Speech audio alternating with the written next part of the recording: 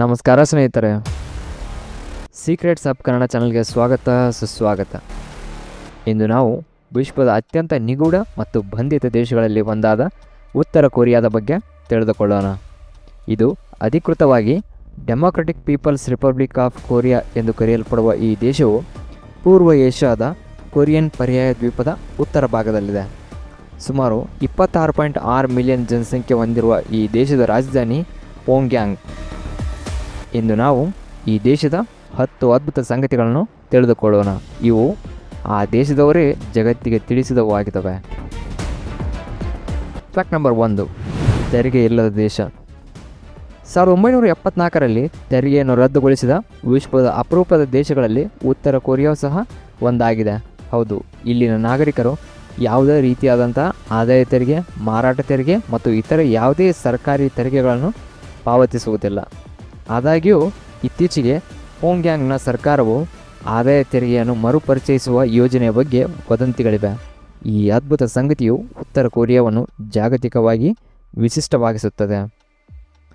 Fact number 2, ರಾಷ್ಟ್ರೀಯ ಹೂವು ಮತ್ತು ಭಾಷೆ.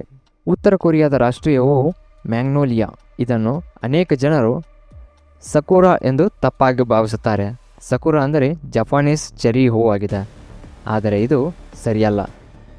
ದೇಶದ ಅಧಿಕೃತ ಭಾಷೆ ಕೊರಿಯನ್ ಮತ್ತು ಇದು ಸಾಂಸ್ಕೃತಿಕ ಗುರುತಿನ ಪ್ರಮುಖ ಭಾಗವಾಗಿದೆ. ಉತ್ತರ ಕೊರಿಯಾದಲ್ಲಿ ಸಾಕ್ಷರತಾ ಪ್ರಮಾಣವು 99% ಎಂದು ವರದಿಯಾಗಿದೆ. ಇದು ಅತ್ಯಂತ ಪ್ರಭಾವಶಾಲಿ ಅಂಕಿಅಂಶವಾಗಿದೆ. ಫ್ಯಾಕ್ಟ್ ನಂಬರ್ 3, ಅತಿದೊಡ್ಡ ಸಾಮೂಹಿಕ ಪ್ರದರ್ಶನ. ವಿಶ್ವದ ಅತಿದೊಡ್ಡ ಸಾಮೂಹಿಕ ಪ್ರದರ್ಶನವಾದ ಅರಿರಾಂಗೋತ್ಸವವು ಪ್ರತಿ ವರ್ಷ ಸುಮಾರು 1 ಲಕ್ಷ ಜನರನ್ನು ಆಕರ್ಷಿಸುತ್ತದೆ. ಇದು ದೇಶದ ಜನಸಂಖ್ಯೆಯ ಸುಮಾರು 0.4ರಷ್ಟಾಗಿದೆ. ಈ ಅದ್ಭುತ ಪ್ರದರ್ಶನವು ಪೋಂಗ್ಯಾಂಗ್ನ ರುಗಾಂಡ್ರೋ ಮೇ ದಿನದ ಸ್ಟೇಡಿಯಂನಲ್ಲಿ ನಡೆಯುತ್ತದೆ. ಸಾವಿರಾರು ಪ್ರದರ್ಶಕರು ಏಕಕಾಲದಲ್ಲಿ ಸಿಂಕ್ರೊನೈಸ್ ಆಗಿ ಚಲಿಸುವ ಈ ದೃಶ್ಯವು ನಿಜಕ್ಕೂ ಮನಸ್ಸಿಗೆ ಮುದ ನೀಡುತ್ತದೆ. ಫ್ಯಾಕ್ಟ್ ನಂಬರ್ 4, ಕಡ್ಡಾಯ ಮಿಲಿಟರಿ ಸೇವೆ. ಉತ್ತರ ಕೊರಿಯಾ ವಿಶ್ವದ ಅತ್ಯಂತ ಮಿಲಿಟರೀಕರಿಸಿದ ದೇಶಗಳಲ್ಲಿ ಒಂದಾಗಿದೆ. ಇಲ್ಲಿ ಪುರುಷರು ಮತ್ತು ಮಹಿಳೆಯರು ಇಬ್ಬರಿಗೂ ಸಹ ಕಡ್ಡಾಯ ಮಿಲಿಟರಿ ಸೇವೆ ಇದೆ. 18 ವರ್ಷ ಮೇಲ್ಪಟ್ಟ ಎಲ್ಲ ಪುರುಷರು 10 ವರ್ಷಗಳ ಕಾಲ ಮಿಲಿಟರಿಯಲ್ಲಿ ಸೇವೆ ಸಲ್ಲಿಸಬೇಕು ಮತ್ತು ಮಹಿಳೆಯರು ಪ್ರೌಢಶಾಲಾ ಶಿಕ್ಷಣದ ನಂತರ 23 ವರ್ಷಗಳವರೆಗೆ ಸೇವೆ ಸಲ್ಲಿಸುತ್ತಾರೆ. ಇದು ವಿಶ್ವದ ಅತ್ಯಂತ ದೀರ್ಘಾವಧಿ ಮತ್ತು ಕಡ್ಡಾಯ ಮಿಲಿಟರಿ ಸೇವಾ ಅವಧಿಗಳಲ್ಲಿ ಒಂದಾಗಿದೆ. ಫ್ಯಾಕ್ಟ್ ನಂಬರ್ 5, 3 ಪೀಳಿಗೆಗಳ ನಿಯಮ. ಉತ್ತರ ಕೊರಿಯಾದ ಅತ್ಯಂತ ವಿವಾದಾತ್ಮಕ ಕಾನೂನುಗಳಲ್ಲಿ ಇದು ಸಹ ಒಂದು. ಅದೇ 3 ಪೀಳಿಗೆಗಳ ನಿಯಮ. ಯಾರಾದರೂ ಅಪರಾಧ ಮಾಡಿದರೆ ಅವರ ಜೊತೆಗೆ ಅವರ 3 ತಲೆಮಾರುಗಳ ಕುಟುಂಬವೂ ಸಹ ಶಿಕ್ಷೆಯನ್ನು ಅನುಭವಿಸಬೇಕಾಗುತ್ತದೆ.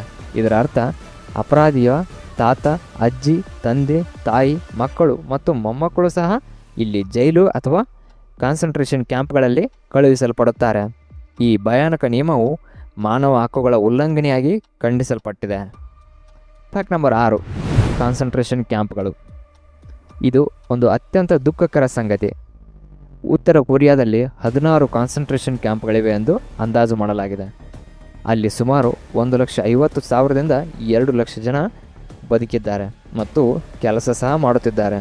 ಈ ಶಿಬಿರಗಳಲ್ಲಿ ಸೇರುವವರಲ್ಲಿ 40% ಜನರು ಅಪೌಷ್ಟಿಕತೆಯಿಂದಲೇ ಸಾಯುತ್ತಾರೆ ಎಂದು ವರದಿಯಾಗಿದೆ. 3 ಪೀಳಿಗೆಗಳ ನಿಯಮವು ಈ ಶಿಬಿರಗಳ ತುಂಬು ತುಳುಕುತ್ತಿರುವುದಕ್ಕೆ ಪ್ರಮುಖ ಕಾರಣವಾಗಿದೆ. ಇಂತಹ ಸ್ಥಿತಿಯು ವಿಶ್ವದ ಗಮನವನ್ನು ಸೆಳೆಯುತ್ತೆ. ಫ್ಯಾಕ್ಟ್ ನಂಬರ್ 7, ಇಂಟರ್ನೆಟ್ ಮತ್ತು ಮಾಧ್ಯಮದ ನಿಯಂತ್ರಣ.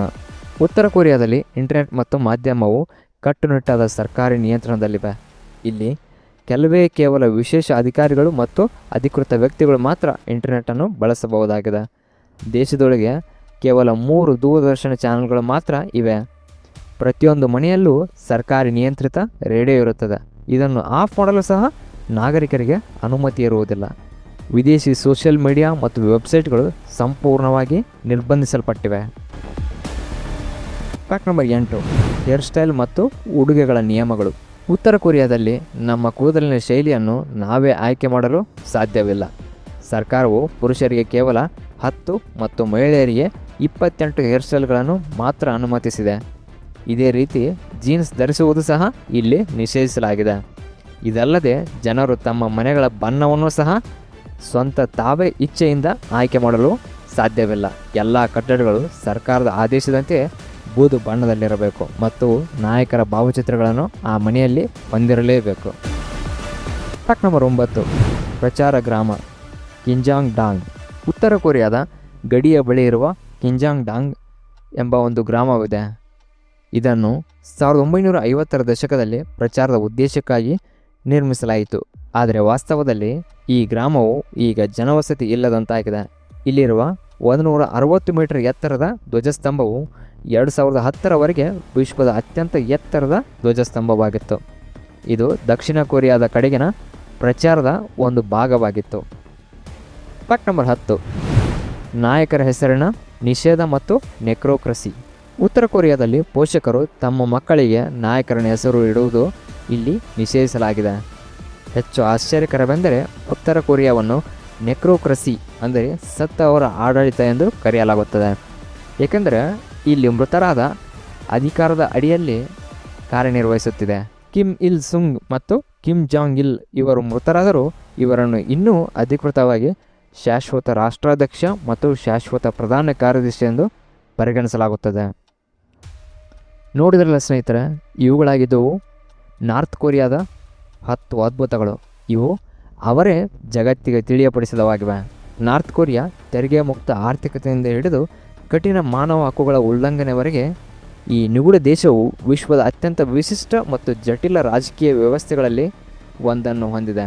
ಈ ವಿಡಿಯೋ ನಿಮಗೆ ಇಷ್ಟ ಆದರೆ ಲೈಕ್ ಮಾಡಿ, ಶೇರ್ ಮಾಡಿ, ಸಬ್ಸ್ಕ್ರೈಬ್ ಮಾಡಿ. ಮತ್ತು ಮುಂದಿನ ವಿಡಿಯೋದಲ್ಲಿ ಹೊಸ ದೇಶದ 10 ಅದ್ಭುತ ಸಂಗತಿಗಳನ್ನು ನಾವು ತಿಳಿದುಕೊಳ್ಳೋಣ. ನಮಸ್ಕಾರ.